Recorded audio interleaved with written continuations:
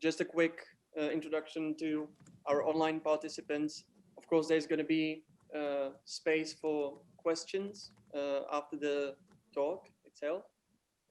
We just ask you to stay muted so this conversation doesn't turn into a complete mess, and just type down the questions into the chat, and we will try to translate it to our guests when the Q&A is going to be just on. Sorry, I'm just going to unmute one of our guests because the leitmotif of this day is just technical issues. Sorry about that.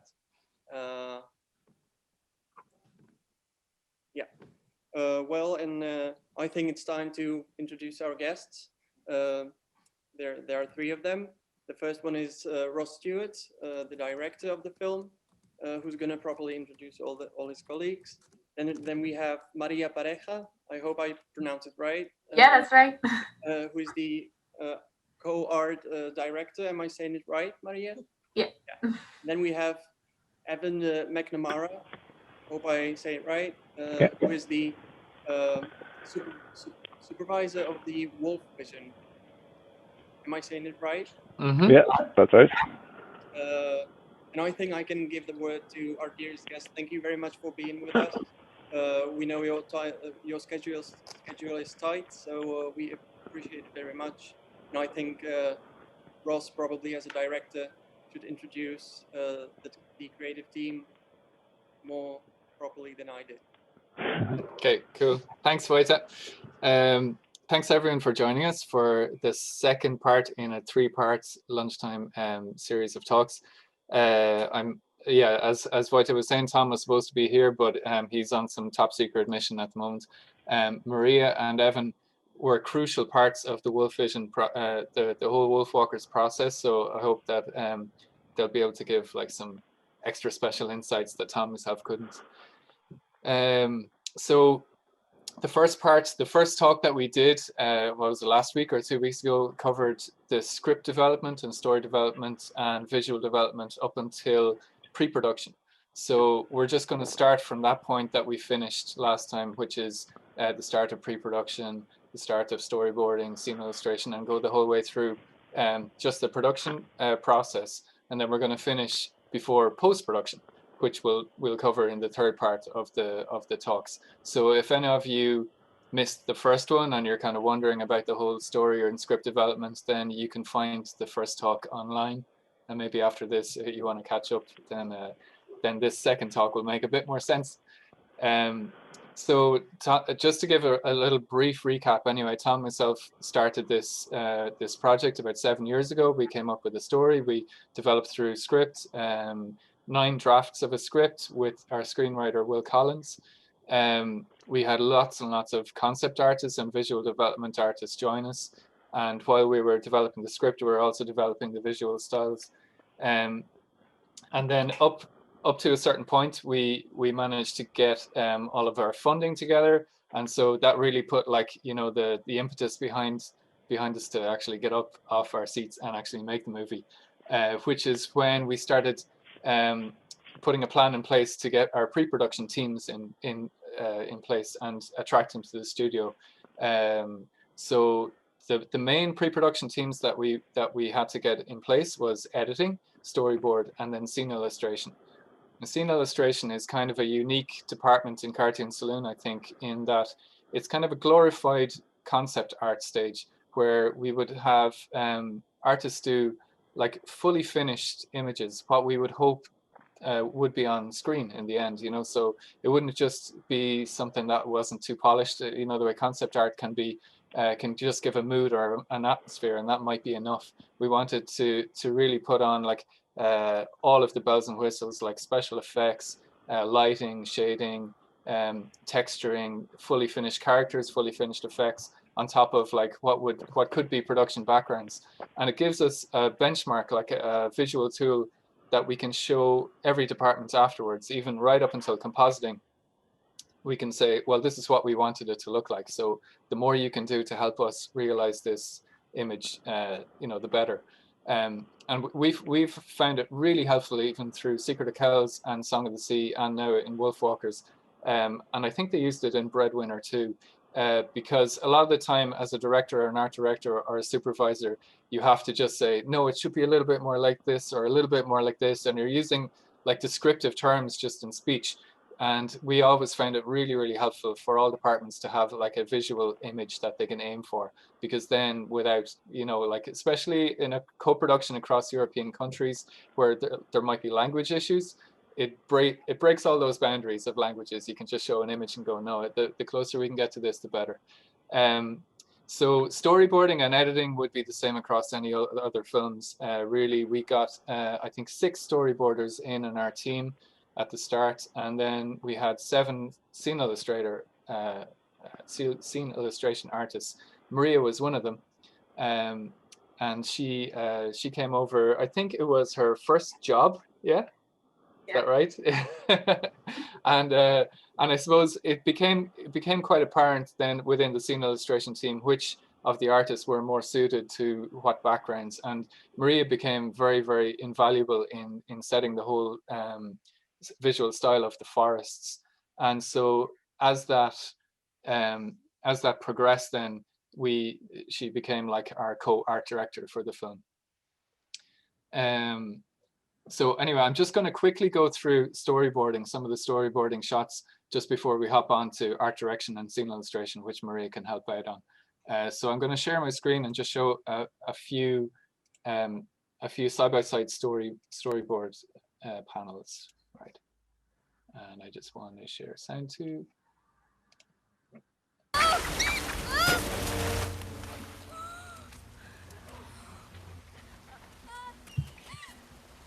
This is one of our storyboard artists, Giovanna, and she kind of took the first pass at this really, really active scene within the ravine. If any of you have seen the film, you might recognize it, but we really wanted this kind of roller coaster kinetic ride through the Wolfwalkers forest. And so Giovanna got really creative in using lots of like deep perspective within our kind of 2.5D visual style. There's still a lot of like, you know, profile shots and panning, but you know, it's probably more 3-dimensional than a lot of the other parts of the forest. You know, like shots like this where you're going down through tunnels. The layering in the backgrounds for this was really intense too, because like for all of those trees going past, we didn't want a Scooby-Doo effect where every single tree looked the same. We wanted like much more variety. So a lot of those backgrounds that seem to zoom by in just a second, you know, would have like maybe 20-30 layers in it. So yeah, you can see there Giovanna was also thinking about all kinds of like first-person shots, you know, like going into Robin's POV, then into Maeve's POV, little kind of inventive, humorous takes like this. You know, it was really about trying to develop the whole friendship and fun with Maeve and Robin just meeting. There were 3 sequences, one where Robin meets her first and Maeve seems scary, and then this one where Maeve is a little bit more playful, and then in the sequence after this, they really get to become friends. They kind of have this bond. So that's one style of the storyboarding. And well, just want to play another style here just quickly. This is the sequence, the running with the wolves sequence.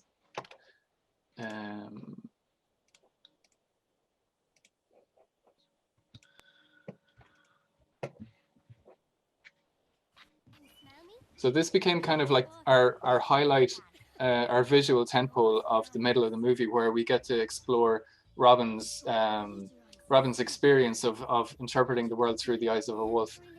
And it had to be this kind of roller coaster ride, really, like visually. So we needed to get wolf vision elements in there, which Evan will talk about later. We had to get first-person perspective shots going through the forest. We had to explore all of her different senses, like how she sees, how she smells, how she experiences vibrations through her paws, all of these things. And then Guillaume, the storyboarder, kind of treated it almost like a short film that was separate to the whole rest of the film, where he explored these mindful aspects of Robin's journey, where she would, you know, rest and just feel like the rain falling on her nose, and like it was really kind of a break from the whole rest of the film. Didn't have to have any relevance to the main plot, you know, of like Lord Protector, Bill, all of those kind of worries and stresses that Robin was experiencing. It had to be very, very free and loose, and almost like an escape from the main film. So Guillaume took this kind of brief and made it almost like a little music video.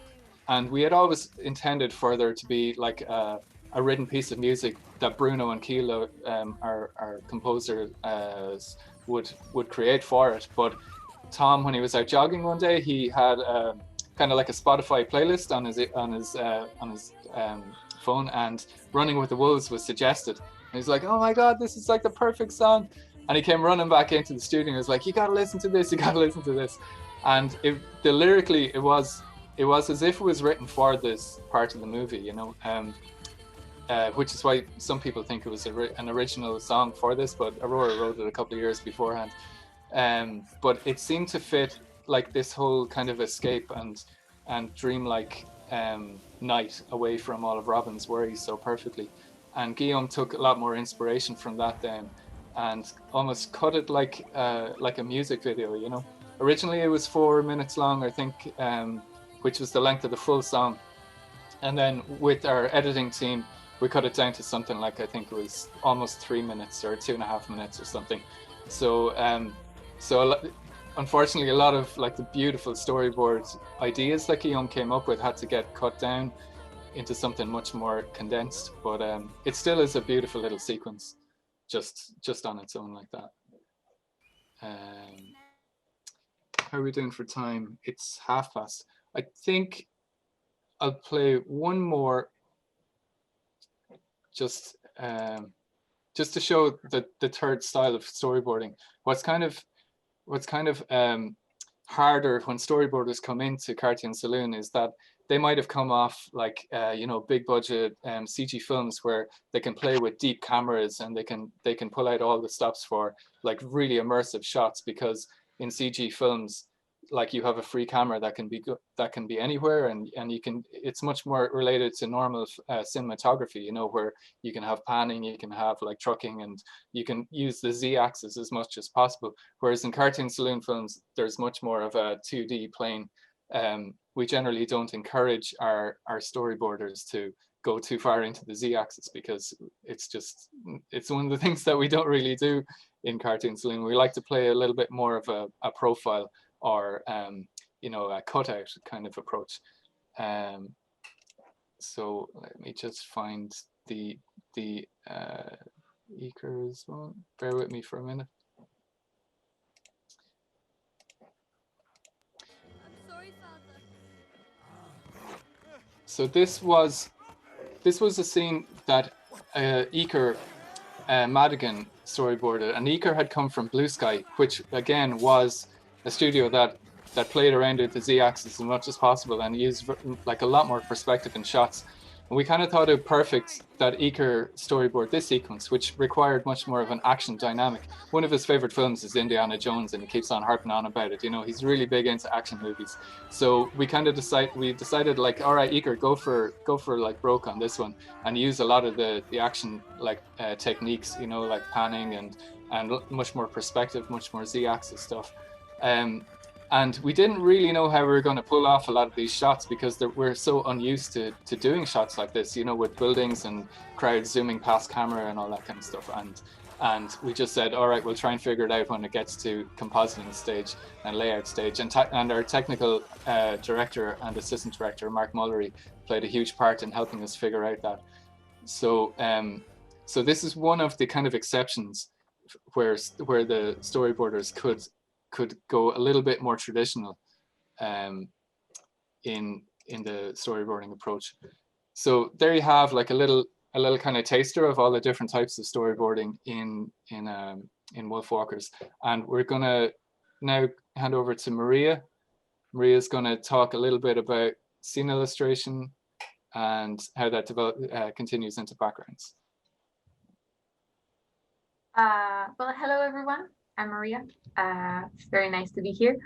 And yeah, I came to the production just for some illustrations, and it was very nice because like a lot of work was done before in development, and we just had to put it all together in final pieces, and trying to see what was working, what was not working, and how to integrate the characters, the effects, and all that stuff. I'm gonna share my screen here very quick.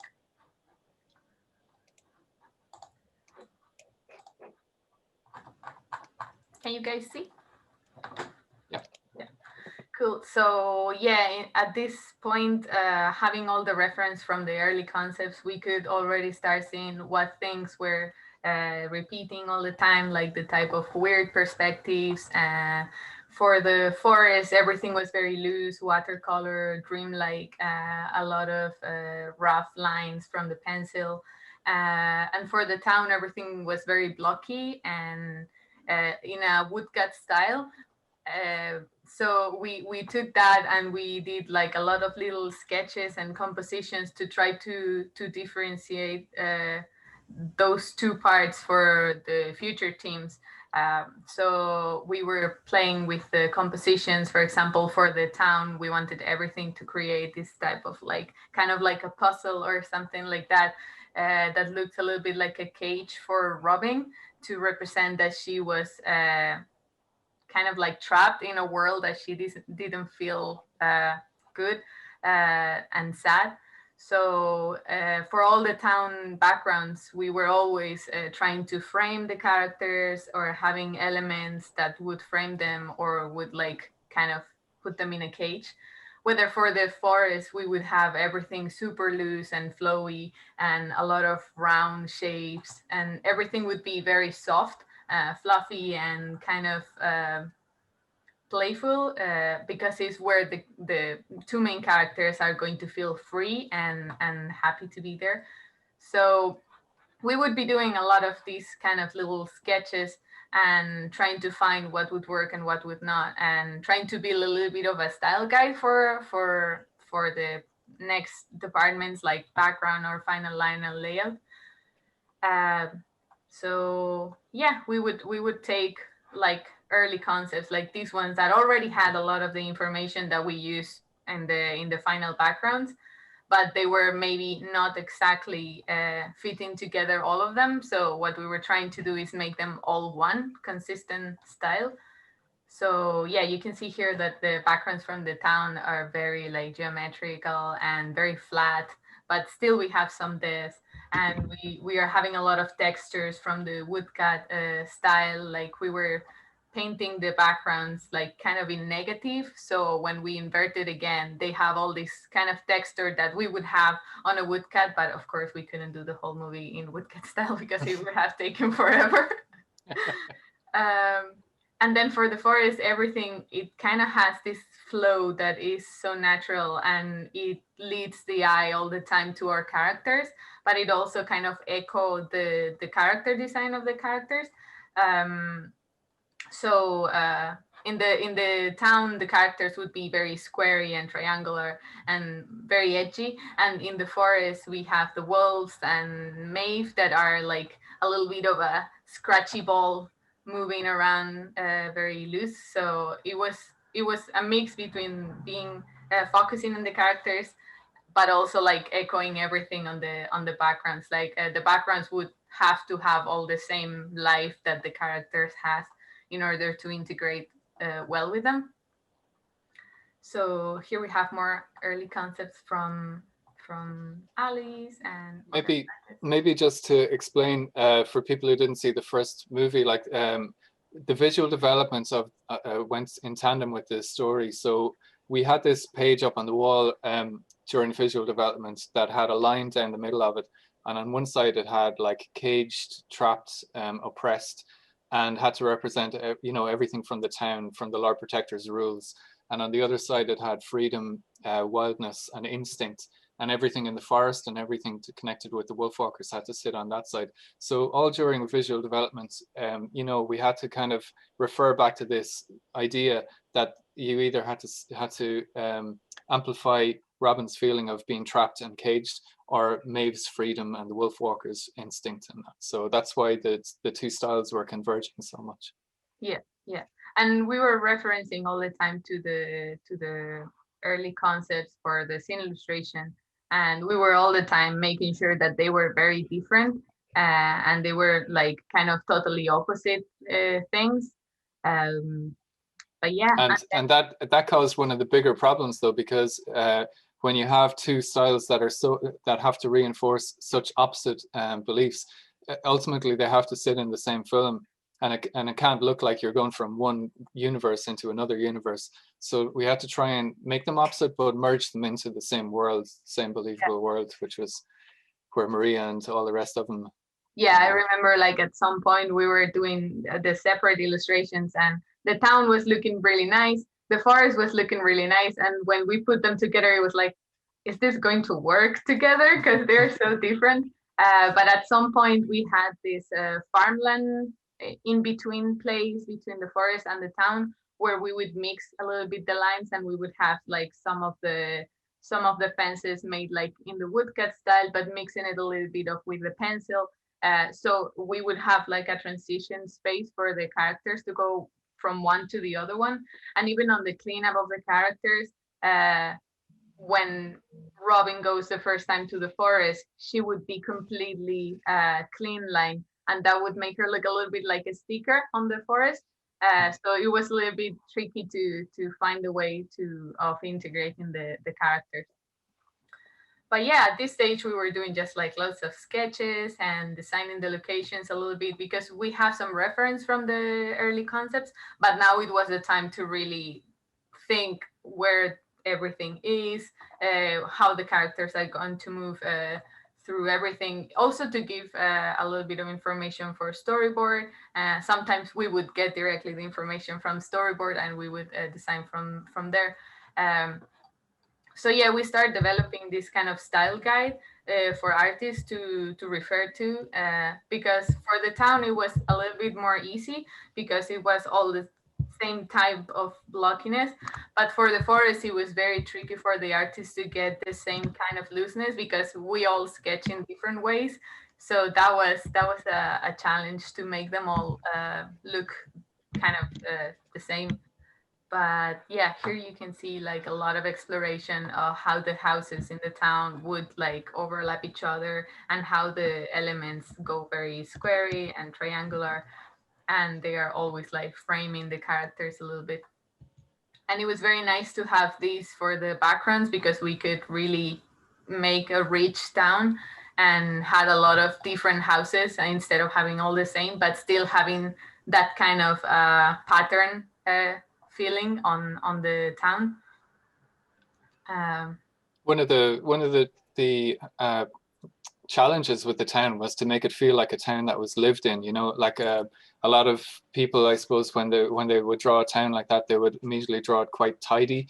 And we started thinking about like what people would leave out in the street, because 1650 was a really filthy time in human history. So we had to encourage a lot of people to dirty up the streets, to like put crap around and like, you know, big piles of detritus and broken windows and broken doors, and really make it feel like a rundown kind of lived in city like that. Yeah, like you can see here that there's a lot of different like stands that people would put in the middle of the street, and a lot of like barrels and buckets. Buckets and buckets and yeah, there's buckets everywhere in this movie. But yeah, I remember at some point I drew like a couple of sheets of just dirt, and we had like fish spines, like rotten vegetables, like all these little things that add to this dirty feeling. And I remember the layout artists were having a lot of fun just adding all this stuff. We built a kind of a library. But we can see here also like the characters would need to fit in this era. So they would have like this kind of costumes, and we did a lot of exploration for the color because they couldn't feel like all very flashy colors, because we still want to have this sad and dirty and medieval kind of palette for the town. So we did a lot of exploration for that too. And then for the forest, as we were saying, like it was a little bit more tricky to get the sketchiness. So we would do a lot of sketches for composition and how to draw the trees, how to draw the flowers, what type of flowers. Also because we wanted to really have the feeling of an Irish forest. So we did a few trips with the team to the forest to just sketch the plants that we could see there. And we did a lot of exploration on flora and fauna, and even the characters of the forest would have to feel sketchy to fit in this kind of freedom sense that we wanted for the forest. But then we still need to have the same kind of compositions, kind of cartoon saloon style for the compositions, very flat sometimes, but a lot of depth some other. So it was really fun to explore. But it was tricky to find exactly the balance and for all the artists to get kind of the same. So yeah, we start building a huge style guide for the forest. And because also for the forest, we have a lot of different parts of the forest. We have the ravine, we have the mossy clearing, we have the oak tree area. So we have a lot of different parts, and we wanted to have different types of trees in each area so they don't look the same. So we have a more spooky area where we would play a lot with the oh my god, I lost the name. What's the name of this? The brambles, yeah, the spiky brambles, yeah. All the brambles, and create like patterns with them, and fill in the caves with more flower in patterns. So we were having a lot of fun creating patterns in the forest, but without losing the composition and stuff like that. So for trees that would be closer to the town, they would start to be a little bit more stiff and straight, and then the rest, as we go to the ravine, everything starts to curl and go super twisted. So yeah, and then we were doing the scene illustrations, and after that we started having we enter production, and we separate the backgrounds on final line and color, because it was easier to control. Probably there was so much stuff to do and so much difference between the two styles that it was easier this way. So we would have the artist doing the line, and that would go after to the color department, and they would do the color. But even for the color, we were trying to apply the same kind of thinking that we previously applied for the final line. So what it was the town, and it was blocky and woodcut for the line, like in this one. For the color, we would try to color it just with square shapes and put them in a way that it would create all the color. But we would never start doing like curved lines or anything like that. Everything had to be built with this PDS that we had of square shapes, and it was so much fun to do it. It was just like to do a little collage of little squares. And then for the forest, it was all in watercolor, and we would paint like the actual watercolors and then treat them on Photoshop. And it was so nice because we could play a lot more with the color, and we had so much fun. And it was really tricky at the beginning for some of us to get the real feeling of an Irish forest, because most of the department were not Irish. So we come from very warm countries, and we were bringing a lot of warm colors in the backgrounds. And at some point they were like, "Oh, this is not feeling Irish at all. It should be more cold." So we had to gather a lot of references in order to make it feel like it was Irish. So you can see here, this would be like scene illustrations that already feel like final images. They would have changed a little bit more at the very end, just some tweaks in comp, but this was what we were aiming for from the beginning, and some color sketches for the backgrounds. And then we would have the final the final backgrounds, that some of the scene illustrations just turn into a final background because they were already done and in style. So that would be it. But yeah, both final line and color background did an amazing job and making it match the scene illustrations, and they enrich all the backgrounds a lot. So I think it was a fantastic work on their side. Yeah, all the line background art was done in Cartoon Saloon, but for the color backgrounds, we worked with our co-producers Studio 352, and they did most of the production backgrounds. So our color background supervisor Stefano Scapolon did like almost like color study. No, like, how would you describe it? They were like thumbnails. Yeah, they were like perfect little thumbnails that they could follow. And then he would do a master background, or a master background would get done by his team here. And then all of the Studio 352 color background artists would refer to that, and they would make the whole rest of the sequence based on that. And it kind of worked that way for animation too. So after storyboarding comes posing, where our posing team would do like maybe 2 or 3 or sometimes more poses of the characters in each scene, referring back to the storyboards.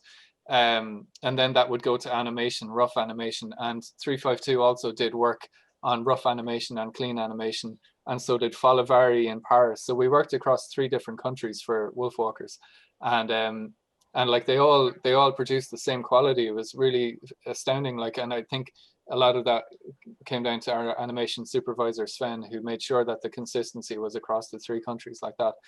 So the cleanup department, I saw that one of the questions referred to it there. Everything is done in TV Paint after storyboard, from storyboarding to rough animation to clean animation, right into ink and paint. It's all done through TV Paint, and so the TV Paint files would get sent across, to Luxembourg or to Paris and back here for coloring, and the tricky thing about it was that there was 2 different styles of cleanup in reference to the background styles. So all of the town characters, including Robin and Bill and Lord Protector, would be done in quite a blocky, almost inked cleanup style. And then everything in the forest, including Maeve and the Wolfwalkers, were done in a very rough, sketchy kind of cleanup style. So all the cleanup artists had to be like adept at using 2 different cleanup styles, which was a huge task for them. And then on top of that, we asked them to also use kind of an emotive, rough cleanup style. So if a character was getting really angry, that they could like do angry lines, and if they were sad, they might do like a more gentle sad line, and like it just meant that every single artist had to approach their scene like an artist rather than like a technician. They weren't just going to follow orders. They had to really, think creatively about their scene. And that went the whole way up into ink and paint department, where the ink and paint department normally is just like, coloring, almost like a technician, but we asked them to think about how they could use the color blocks for smears, for like doubles, for, say, if you freeze frame through Merlin flapping its wings, sometimes you'll see the color blocks of the wings a frame or 2 behind. So it gives the impression of a blur or a smear. But that's entirely down to the ink and paint department using their tools creatively. It isn't like, it isn't a direction that comes from us or from comp or anything like that. So every artist had to think really creatively about that. On top of all that, then we have storyboards going to layout, going to line background, going to color background, and then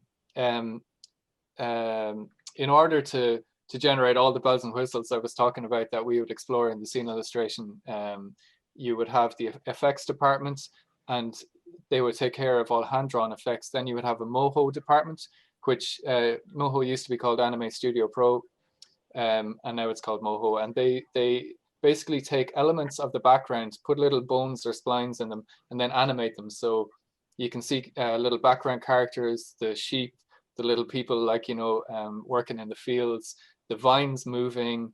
There's so many elements there that are done through Moho, and they basically are in charge of moving background elements or doing things that would take too long for an effects department to do. And there was only 3 of them, and they deserve a huge shout out. And then finally, on top of that, was a whole separate department called Wolf Vision, which Evan is now going to talk you through. Hello, everyone. So I'm Evan, and I was supervising the Wolf Vision portion of the film, which was a very elaborate affair. We used a mixture of 3D and 2D techniques to make it. I'm going to start sharing a screen here. Let me know if there's any.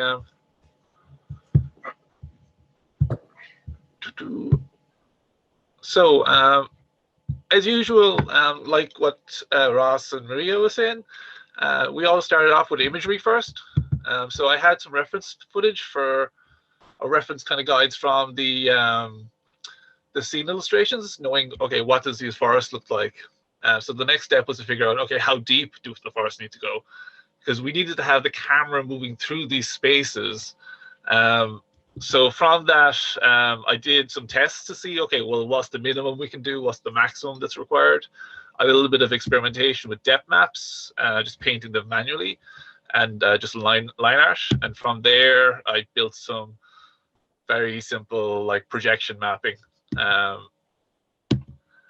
And so then I did some character animation on top of that as well, under Sven and Federico, and the character designer for the wolf, under their guidance.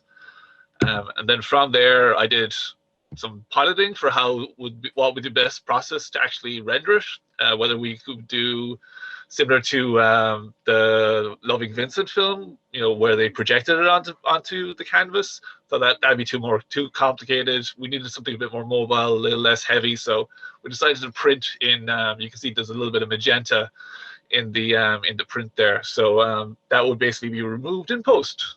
So we would have just the graphite remaining, or the charcoal, or whatever the other mediums we used, and then we'd end up with the end result like that. So from that, then this is just a concept basically to figure out, okay, well, does this look good? So Tom and Ross, they came back to me going, well, maybe we do this way, or we might need more depth. So from there, we figured out, okay, well, we need a bit more depth. So they said they had an Oculus Rift headset in the studio, and I was like, okay, I'll give it a go with that. I hadn't used it before. This is the first little test I did using it, which took maybe about like 10 minutes. So we were like, okay, this is really quick. Because that's one thing, I'm not as familiar with 3D. My background is more in like 2D, stop motion, physical medium. But I have done 3D as well, but just not to the level maybe that Wolf Vision required quite yet. So from there, we started figuring out, okay, what are the rules? So as you understand from what Maria was saying, sorry, my dog is scratching his neck beside me.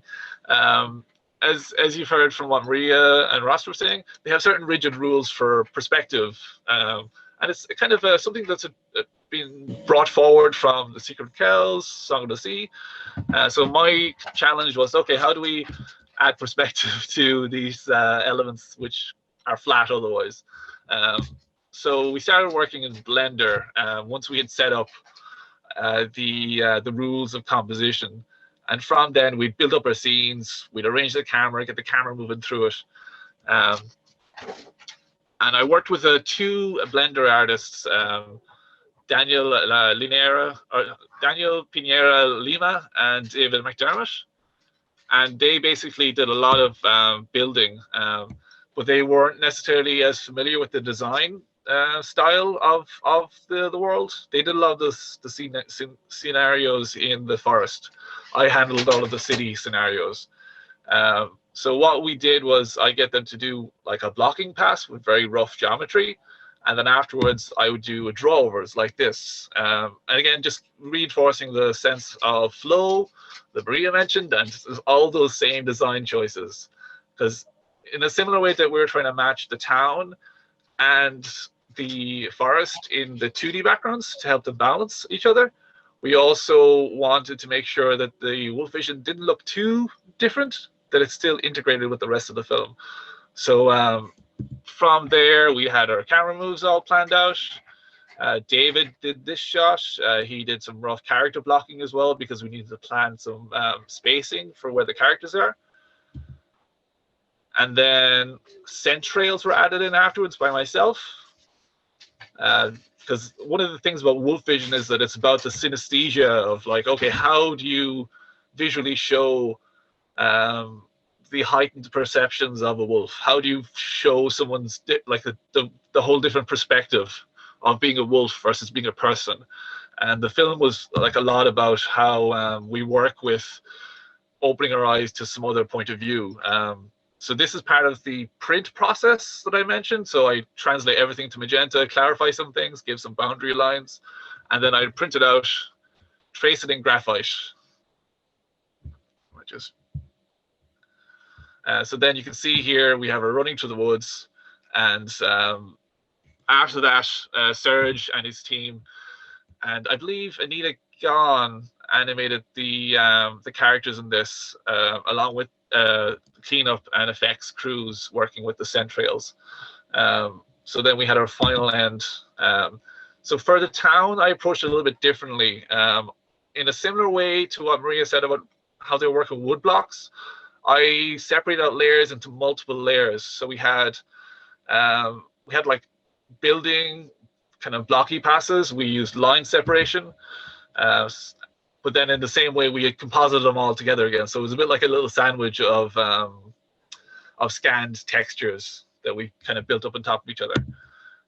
So then we built up the different layers, the tone and light layers, and the little texture of the tapestry for some shots, the scent layer, and then comped them all together into the final little piece. For some shots like this one, it was quite complicated because it needed to be very deep. So most of the town shots, they were more or less in one room, so it was a bit more straightforward. But once we figured out, okay, well, actually we need a lot more camera action in these shots, then I would start extending the set. I would use a mixture of kind of flat diorama style or actually some 3D modeling as well. And I would use backgrounds which were created by the final line department. So this was a background reference from a shot by Clara de Frutos, who established the lino cut style of the town. And again, working with the print color and then the final version. We very much used the 3D reference footage as a structural reference point. So if it came to it where we're like, okay, actually this feels a bit wrong when we're animating on paper with the render with graphite, then we would tweak it. We would go, okay, actually we can actually soften those edges. They don't need to be as harsh, or we might redefine certain kind of shadow areas to build up the better tone, let's say. And it's basically using the paper stage as a cleanup stage for the super clean digital process. It was more or less like a rough up stage, but you understand kind of the linguistics in terms of getting a final image on screen. We also developed the hearing vision section. This is myself and David Wegman Seren worked with this element. Another excellent animator, Emmanuel Askia-Basser, he developed, he led on the remaining sequences of the hearing vision. He did a really lovely job. So some of the shots that Ross showed at the start of Running with the Wolves was from his segment. But yeah, it's all kind of like reverse engineering, like going from the most like technologically advanced like computer software with Oculus Rift and Blender, all the way back to pencil and graphite and charcoal on paper, because we wanted it to fit in with the whole aesthetic of the line backgrounds and the rough sketchy feeling of the animation, but have that depth and that energy that as Evan was describing, that completely new experience of the world that was needed for these scenes. Because really Wolf Vision had to be so much of a roller coaster ride and so eye-opening for Robin that she can never go back to her normal life in the 2D world, you know, how all the townspeople see in very flat perspective. It really had to be so impressive that way. So it was a huge task for Evan and his team. But yeah, I don't think anyone else could have pulled it off in the same way, Evan. And like, it was always a point at where we needed to consider what was coming on next. So we would try to make, like, even using, like we did in this shot, let's say, where we used stand-ins for the characters so that the character animators had scale points and reference points, because animating 2D animation in 3D is difficult. Like, it's hard to keep track of space and scale. So we tried to put in as many reference points as possible for our characters. That way that when I finished the render of the paper background and it came over to them and they were fitting the character with it, they already knew positioning and scale and even speed of how the camera was operating around them worked. So another part of it was one thing about the Cartoon Saloons projects, which is quite a bit different than, say, mainly 3D productions. Because they're working more graphically and more illustratively, they're not necessarily like drawing floor plans in specific areas for lots of things. Like, they're kind of judging the composition based on what looks good in the final frame. So they'll tweak stuff, they'll use a bit of like forced perspective of the framing or adjusting. So part of what we did a little bit, this was a model built by Daniel Piñer Lima, was, okay, well, how do we translate it to 3D? How do we make it like look like it feels in 2D, but with a space that works with the camera movement? So he initially did this, and then I would have refined the designs and actually built up the floor plans for him. And then there's his build. And then here is the Graphite Pass. So this was before the waterfall would have been added by Narissa's effects team. And we had several other shots as well. This was one that was actually Mark Mullery, the technical director, built. That was very, very busy. Is that the last of them? Yeah, overall, like I think that there was 3.5 minutes of Wolf Vision in total, and it took almost the length of production because of the amount of work that was required. And like, you know, the animation, stacks of animation paper that are still in the studio, if you just go through them, like every single page is like a beautifully hand rendered background, sense, character, like it's just we're left with gorgeous artifacts from that. And these scenes flash by in just a second or two on screen, but like the amount of work that went into it is just incredible. I think we're coming to the end of this. I'll just have to pop out for a second, but I'll be back in a minute. Okay. Right. I'll be back for the cues. Maybe if you're done with your presentation, I would like to thank you for the incredible masterclass you prepared. I think it deserves a big applause, which we might provide now. Not a big one, but in these apocalyptic times, even a humble applause might feel good. And if you are okay, I'd like to ask some questions first. Myself, I'm really glad that you talked about the order and chaos in the film, because it's a like major topic of the film. For me, it was. And I'm glad that you talked about how it translated into the visual of the film. And I just wondered if you try to implement, because in the film the chaos is more glorified than the order, it seemed. So I wonder if you implemented the chaos into the creative process, because you said that you try to push people into being creative and not just like technical workers. So I just wondered, because you as a director and Tom as a director as well, you probably, I imagine, should have something of the Lord Protector qualities to tame all the creative team to provide a coherent film. Do you try to support the chaos in the team while making the animation? Yeah, there was a lot of chaos in Wolfwalkers production, and our staff were not so happy about some of the chaotic choices that were made, all right, because like their job is to make the pipeline run smoothly and to have everything, you know, finished by the deadlines. And some of the creativity, I suppose, that we were trying to encourage in Wolfwalkers meant that, you know, things would not fit into that pipeline or would have to go outside of that pipeline. Wolf Vision was a prime example. I think our production staff just said, here, look, Wolf Vision it just has to get done by the end of the film, that's all. So like, just make your own deadline, make your own you know, plan, and hopefully have it finished by the end. And I suppose us asking artists to interpret their scenes a little bit more artistically too, meant that they were under pressure to have, say, the scene finished by that Friday or by that deadline. So it was a big task, but I think the artists responded well to having an extra input creatively into their scenes or into their backgrounds. In that a lot of complaints about animated features is that you have really tight deadlines and you're just forced to do exactly what you're told, and you don't feel like, personally myself, when I worked on other films too, you feel like you're just a cog in a machine, and so you can just go in and switch off and put on your headphones, and you don't really feel that you're being listened to by your supervisors or directors. Whereas we wanted the opposite approach. We wanted people to come with ideas and come with like that freshness and originality, and we would like allow them to bring that into their scene. So I think people responded well to it. And then if they did go over deadlines, we might say to the production staff, well, look, they're doing an amazing job on their scene, so allow them that extra couple of days. So it was always just like balancing plates and not trying to let them all fall all at once. But I think we all do need a little bit more chaos in our life.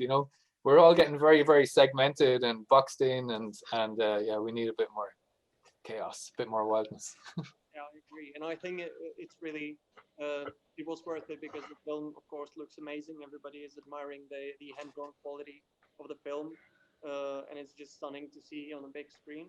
And I just wondered, is the hand-drawn quality something you try to use a lot in your separate careers? Is that something that interests you? And do you think that the hand-drawn quality of animated film, the traditional animation, sort of like coming back after the craze with the digital CGI animation? Yeah, I think so. I mean, like, let Maria and Evan answer this too, because I think we all have our own personal artistic careers, like that we do illustration. I do painting myself, and there are sculptors and printmakers and everything in the studio. And maybe we get like visual artists come to our studio because they want to do something a little bit more traditional media based and a bit more hand-drawn.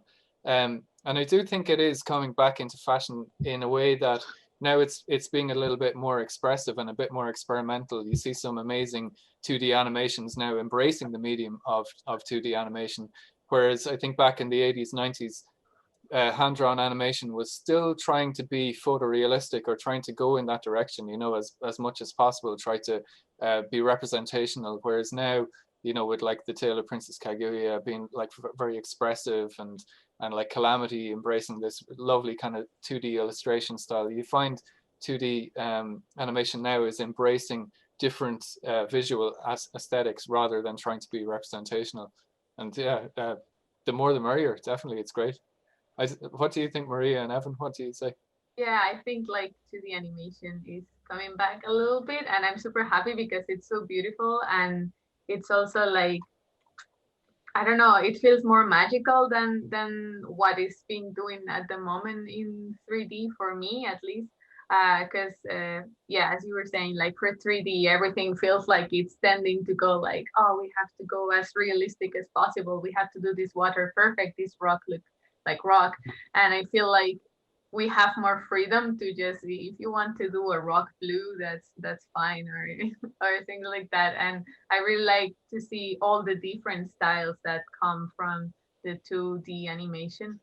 Whether in 3D, it feels like now all the movies look a little bit the same. So I feel like it's the moment for 2D animation to come back a little bit more and experiment and do crazy stuff.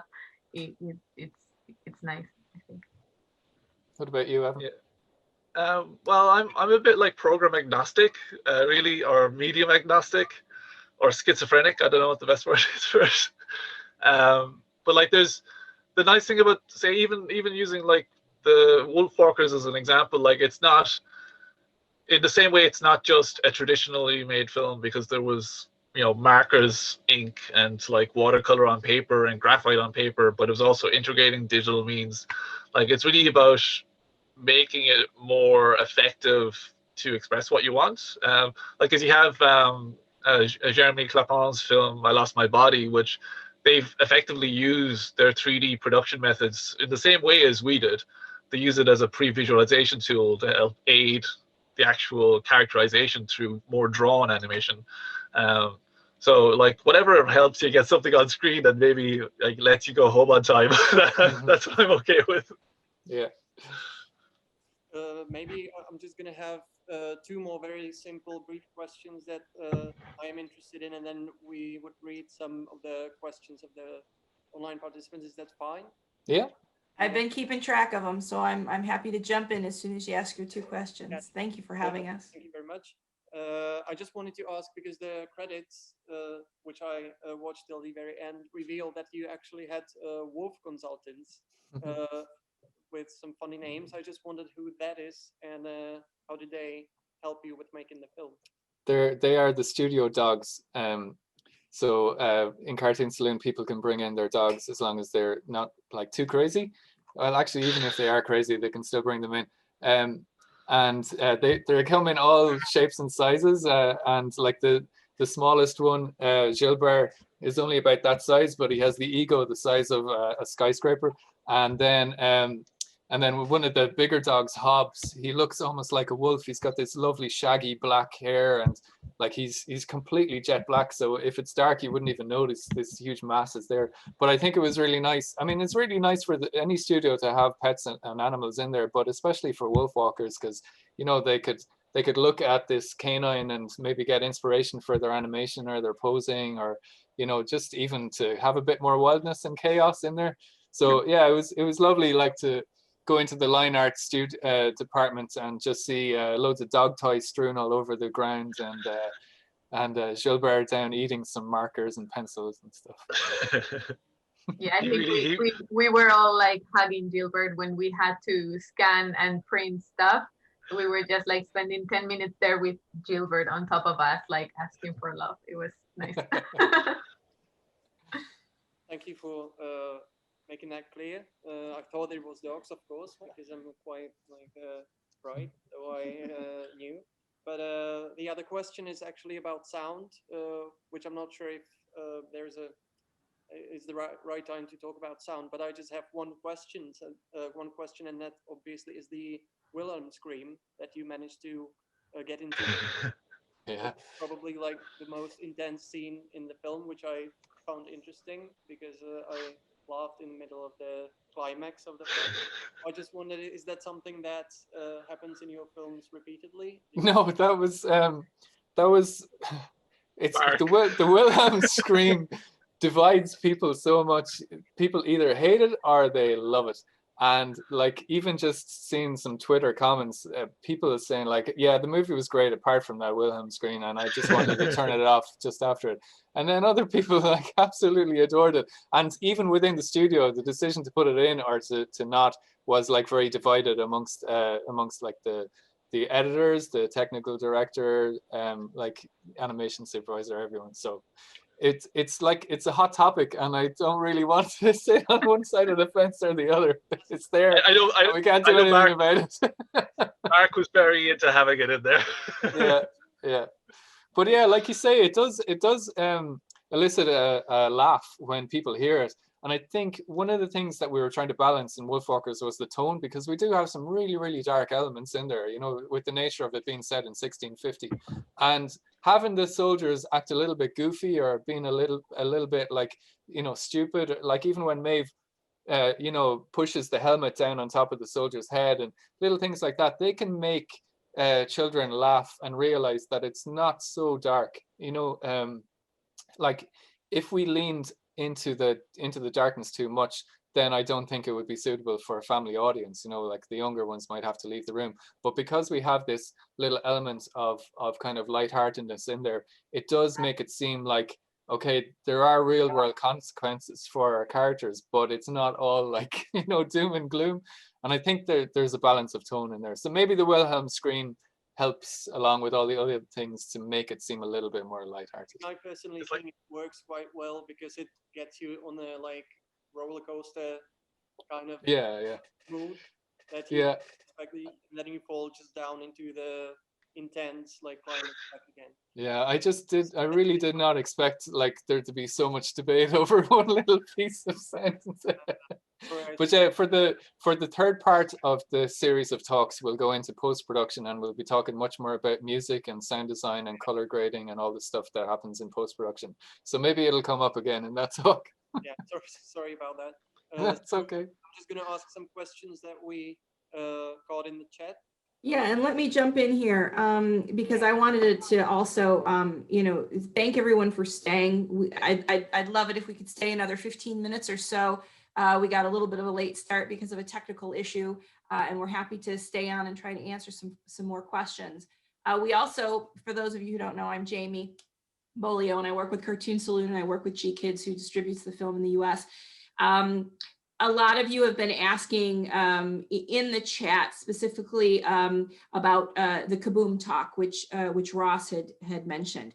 We have to get permission first. Kaboom is all for it, but we do have to, because we're working with Apple, we want to make sure that everything has been approved and sanctioned and okayed. So we just want to get that permission, and as soon as we do, then we'd like to share that link with all of you, and we'd love to be able to share this link and Fredrikstad's link so that you all have access to the 3 talks.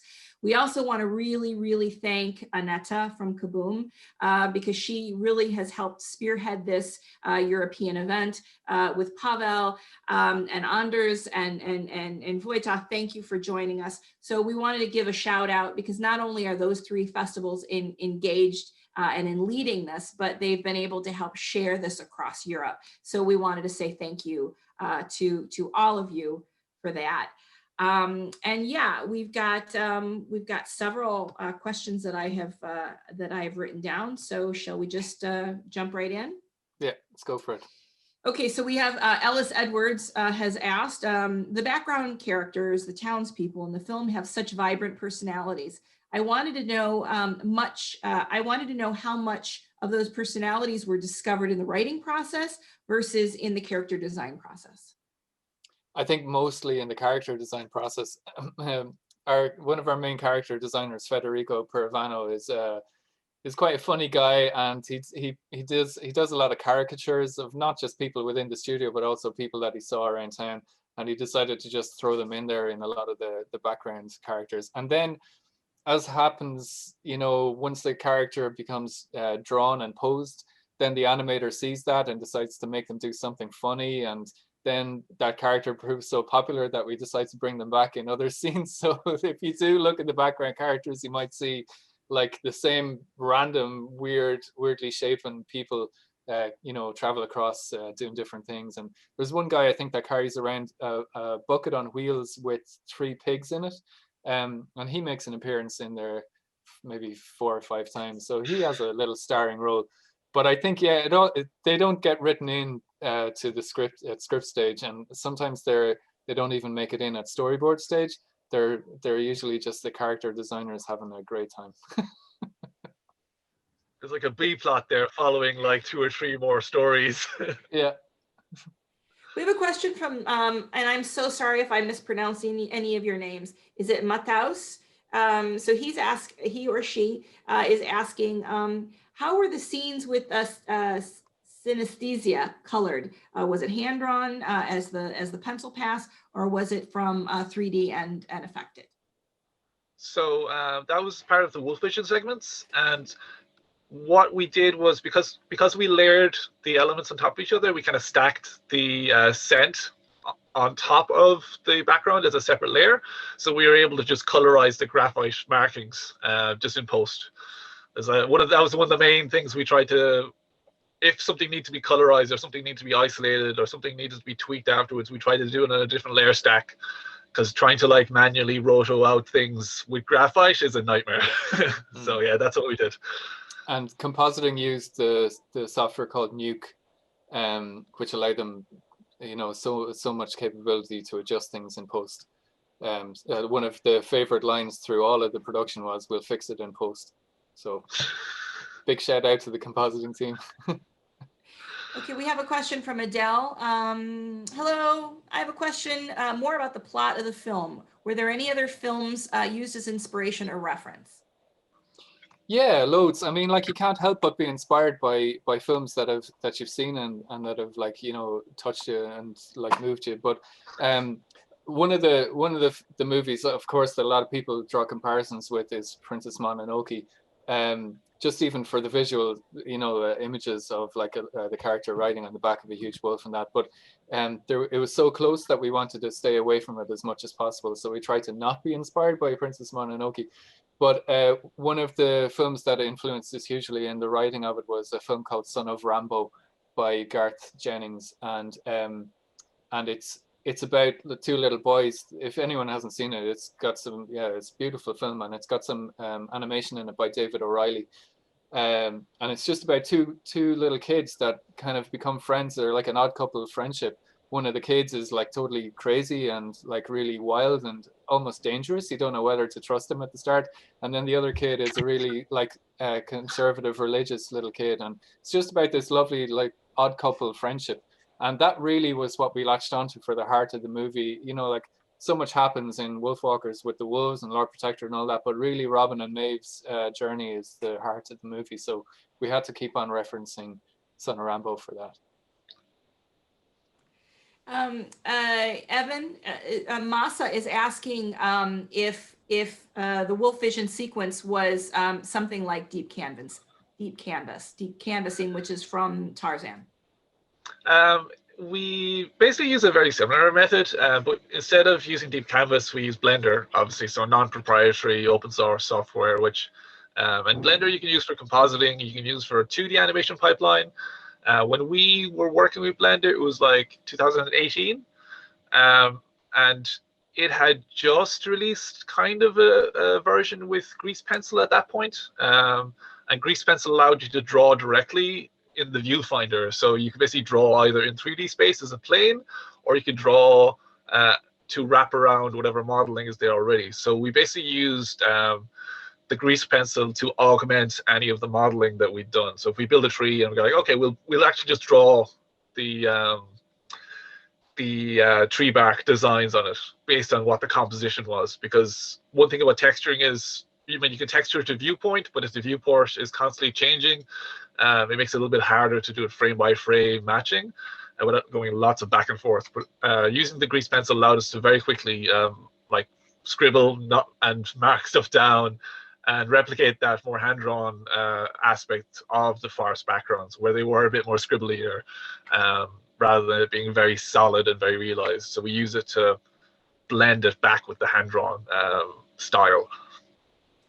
And Mikolas, you know, along that segueing into Mikolas, his question here is: are you planning to include Blender more into your productions in the future, and maybe in different ways than just in previs? So yeah, I know sorry, but do you want to go first, Stephen? Go on.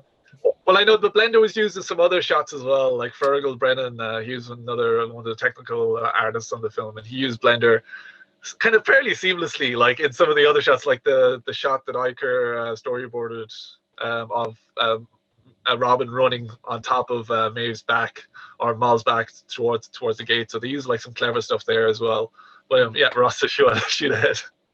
Well, just in terms of Cartoon Saloon, I think like Blender is just really a tool, and if it requires, like, you know, if a scene or a sequence or even a movie requires some elements that only 3D can do, then sure, it'll be used. But I think there's so many young directors and young art directors coming up in the studio that have experience and knowledge of using traditional 2D media and 3D, and maybe there will be you know, a film that will lean heavily into using 3D for the basis of shots.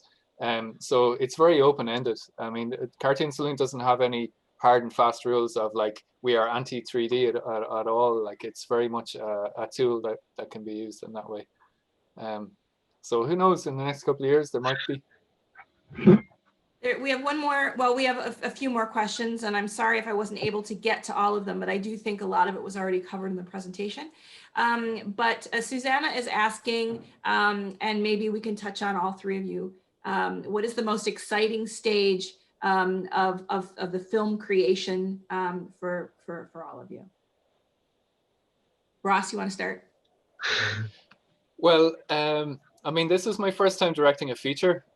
So what I found really exciting was recording the dialogue and then also recording the music, because it's just something that I haven't experienced before. And it's really like, it's really intuitive, you know, like animation and filmmaking is such a long process that, you know, you expect, oh, okay, this process is going to take 6 months, this is going to take 4 months, whatever, this is going to take a year. Whereas with recording the dialogue, we basically had a week to do it. And the actors come in and they give this amazing performance and you're like, whoa, okay, right, now on to the next scene or on to the next actor. And it's just such a whirlwind. You know, you really need to have really high energy to even stay focused and try and figure out like if that's exactly the performance you need. And the same with the music too, like the band Keela came in to record in the same amount of time, like 4 or 5 days, and just put so much energy and so much inspirational kind of material in there, just in such a short space of time. So for someone who's used to working in animation, it was just like, wow, this is crazy. So I think, like, you know, in terms of animation, you know, I'd say like scene illustration is always the fun part for me, and concept art and stuff like that, where you get to explore all kinds of, like, you know, it's blue sky thinking. You get to explore any direction you want. What about you, Maria and Evan? Can I interject before they answer? If the rest of you guys have not seen Khalil Gibran's The Prophet, there is a sequence, it's a chapter, it's the On Love chapter, or the On Love sequence of the film. And that was, I believe, the first time that Tom and Ross had directed together, and they're childhood friends, just FYI.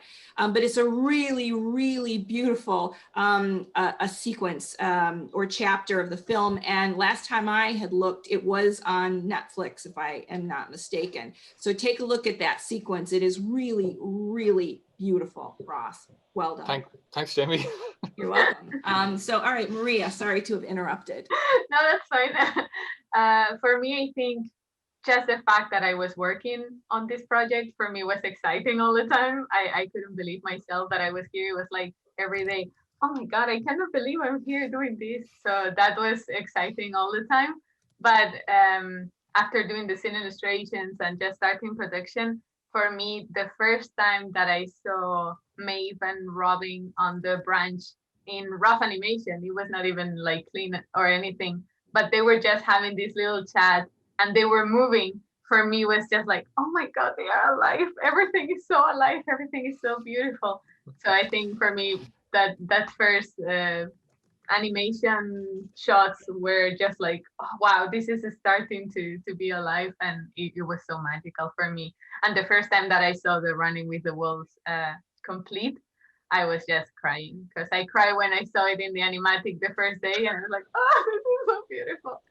And when I saw it finalized, I was like, wow, this is just a dream. So it's been a very exciting project overall. So. For me is probably because I was mostly the only person working in my department for the first, oh God, like 14 months or 12 months maybe. So it was just mostly me just like going, okay, well, I need to like build all these little things. And you very easily get like tunnel vision, but it was always so amazing to like lift up my head and to see what everyone else is working on, because it's a bit like, oh, I'm not going insane. There is actually a film happening as well. But even just seeing how like the animators that are working with me, and like the people like the effects animators, the paper render artists, you know, what they did with what I had built or what I designed as a pipeline, that was exciting, like, because it's like, oh, it works. You know, I know it wasn't easy by any means for them to do the work, but it was possible. And that was a very exciting part of it. I remember actually, Evan, when you were just talking about there, the first time that you were trying to figure out the Oculus Rift VR stuff, you would have those goggles on for like nearly all the day, just like drawing in space like this. And I'm sure if you had taken off the goggles, then the whole room would have been empty or something. Yeah. Several days passed. It would have been like some little wormhole that you went into. So you could get lost in there very easily. Oh, definitely. Evan is pretty amazing, both creatively and technically. I was able to work a little bit with him and Pareja and Carol Paper Panther, which is their stop motion studio in Dublin. Not stop motion, but it's sort of a multimedia. But honestly, Evan just blows my mind. He's just an incredible talent and one of the nicest guys you'll ever meet.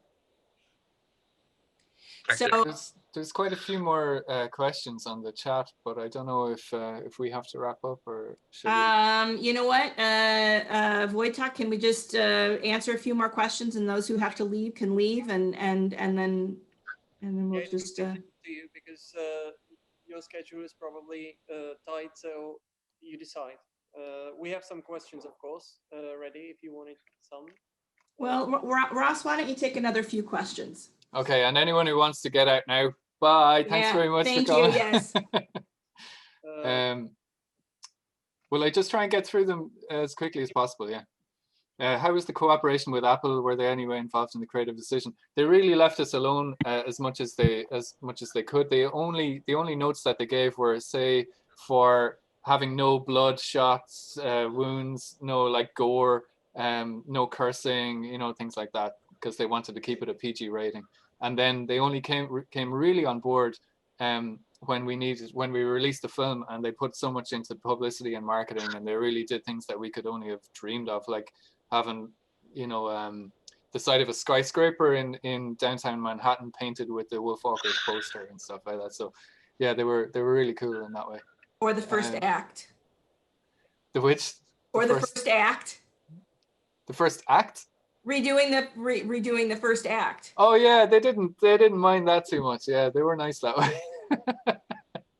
They got us to edit out all of the fecks in the script. So for anyone who doesn't know, feck is an insult in Ireland that isn't really very bad. It wouldn't be like, you know, it wouldn't be like the very similar curse. But Apple said, like, no, you can't have that. It's too close to yeah. So we were a bit annoyed with that, but it was easy to get over it. But you did get to include quite a bit of Irish as well, like a few Irish phrases and things like that as well, which I thought was interesting because they weren't like, oh, that'll be alienating. They were like, yeah, keep it in, no subtitles, keep it going. It's nice. Quite interesting question by Zuzana Tomasiak. Do you have a team on spot in Cardiff Saloon, or most people are working now remotely? It's probably also due to the pandemic. Did that complicate the finishing probably of the film? Well, of course it complicated it a little bit, but not as bad as, say, if we were like a stop motion animation studio or something where everything would just have to shut down completely. So everyone just went home and was working from their bedroom or sitting room, apart from, I think, about 15 people or 20 people who needed to be in the studio. And Cartoon Saloon has 3 buildings across Kilkenny, so one of the buildings was designated as a place where people could go in and work, and they had very strict COVID protocols. But really, like in Ireland, we've had our levels of restriction go from level 5 to 4 to 3, back to 4, back to 3, back to 5, back to 3, and it's been really hard to adjust to it. So I don't think anyone's in the studio now apart from the IT guys and maybe one person. So yeah, everyone's just from home, and I don't know what it's like on the other film that's in production now, where they need to have like a team together and kind of brainstorm and be very creative together, and it has to happen over Zoom. I'm sure that's quite hard, and maybe Marie can talk about that after. But for us, it was only effects and a little bit of cleanup and compositing to finish. So everyone kind of had their tasks, and we're able to do it at home. And it, you know, we were kind of in a lucky stage of production that they could do that. But Maria, I don't know what it's like for you now with initial stages of the next production. Yeah, I think it's a little bit annoying because what it could be solved in 5 minutes with someone coming to your desk and making a little note on your screen, it takes like scheduling a review, having all the production people getting like it's a lot bigger, so it makes things a little bit slower. And also the communication is a little bit more difficult because like you cannot talk directly with the people, and it's a little bit more tough. But I think overall it's okay. I mean, I miss the studio and I would love to come back as soon as possible. but it's doable. So it's not too bad, I think. Like I was working from Dublin for a good chunk of production as well. So there were certain systems that were put in place already, and even using a Shotgun, which is like the production management software that Cartoon Saloon uses, it helps a huge amount in terms of actually just reviewing work and seeing what everyone else is working on. Because that was something that was kind of quite important for, say, Wolf Vision, because it needed to reference and hook up with so many different departments like backgrounds, animation, and anything else going on as well. But having a little, just even like the ability for one person like to go, okay, I just want to check what's happening in the shot beforehand, and if anything was changed compositionally. Oh, they changed that jug. Okay, I need to like remodel a jug or whatever it might be. So it is like animation's uniquely positioned to function, even if it's not as ideal as you might want it to be, given the current circumstances. And maybe Hey, what's next for you guys? You guys want to tell everybody what's next for you, if you have any plans for your next projects? Maria, you want to go? Yeah, sure. Well, I'm working in another project for the studio at the moment. It's a TV series. I don't think I can say anything else. So It's all top secret. But yeah, I'm working at that. But I try to keep myself working on personal projects too. So I'm doing a few short films on my free time and illustration books and stuff like that. It's always nice to have little different projects from what you're working the whole day, just to expand your mind a little bit, because at some point being the whole day drawing the same thing, and you get a little bit tired. So it's nice to keep the creativity flowing. Yeah, I'd say the same for me too. I always try and balance animation work with painting. So if you get bored of one, you can bring that energy or that motivation into the other. And so I'm taking a little break from animation for maybe a year, and I'm going back to painting and try and get some exhibitions and stuff like that. Because 7 years on Wolfwalkers was a long time, so I'm happy to take a break. What about you, Evan? So myself and Padraig, we're starting up a new studio at the moment, Matchbox Mountain. So we're hoping to produce some series work. We have a couple of projects in the process of applying for development. Is like turning this idea into a concept kind of scenario. So then that, and also I teach. I'm working with the graduate students at the moment, or the undergrad students in National Film School in Dunleary. And yeah, just, not doing much else really at the moment. That's very exciting, Evan. Congratulations to you and Padraig. Yeah, that's amazing. That's the second studio you're helping to set up. Yeah, I just like churning through them, There's one quick question here, and it was where the decision to sometimes keep the character helping lines come from. And I think by helping lines, maybe the person means the construction lines underneath. And I think, yeah, that's like a thing that is in tandem with what Maria was talking about, with the wild kind of instinctive, energetic lines of the Wolfwalkers and the forest animals and all that.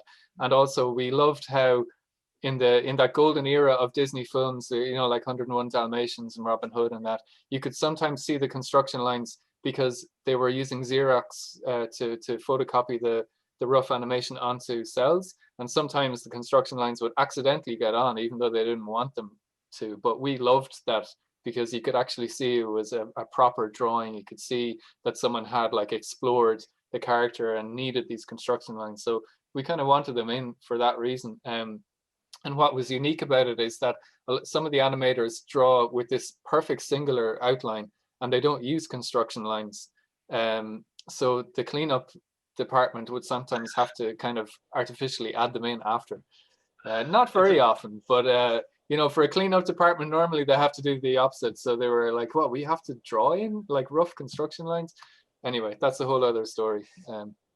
That was an ongoing thing as well, whereby even in Wolf Vision, whereby I would show you some stuff and you'd be like, "I don't know, it looks too clean." Can we add something? Rough it up a bit.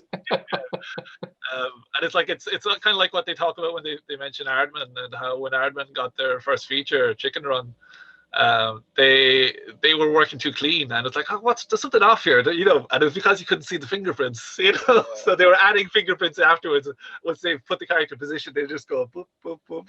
Yeah, Well, we want to thank everybody. And, you know, Maria, it's first time I've met you, so really nice to chat. And so thank you for joining us on such short notice. Evan, thank you for joining us on such short notice.